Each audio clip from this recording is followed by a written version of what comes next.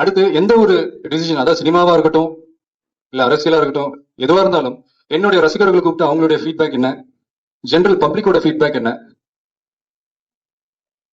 அடுத்து கடவுள் அமைச்சு கொடுத்த ஒரு கிஃப்ட்னு சொல்லலாம் என்னுடைய ரசிகர்கள், தமிழ்நாட்டுல அந்த இளைஞர்கள் கூட்டம், அவங்க எல்லாரையும் ஒரு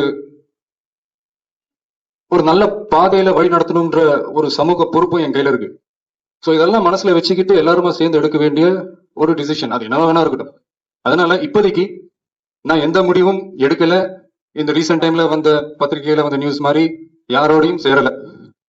அது உங்ககிட்ட நான் தெளிவா சொல்லணுன்றதுக்காக தான்.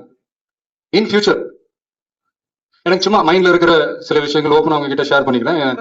இது எப்போ நடக்கும் ஏதுலாம் எனக்கு தெரியாது, சும்மா ஒரு உங்ககிட்ட ஷேர் பண்ணிக்கணும்னு ஆசைப்படுறேன். இன் ஃபியூச்சர்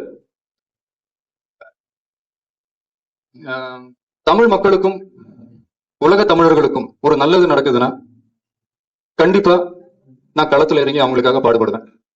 இன்னைக்கு நான் நல்லா இருக்கிறதுக்கு காரணம் அந்த தமிழர்கள் தான். இன்னைக்கு நான் சாப்பிடுற சாப்பாடு அவங்க கொடுக்கறது தான். இன் ஃபியூச்சர் எந்த ஒரு அரசு தமிழ் மக்களுக்கும் நம்ம தமிழ்நாட்டுக்கும் உலக தமிழர்களுக்கும் எந்த ஒரு அரசு நன்மை செய்யறாங்களோ அவங்களோட நானும் எனது சக்தியும் கை கோர்ப்பதை பத்தி பின்னாடி யோசிப்போம். அது எப்போ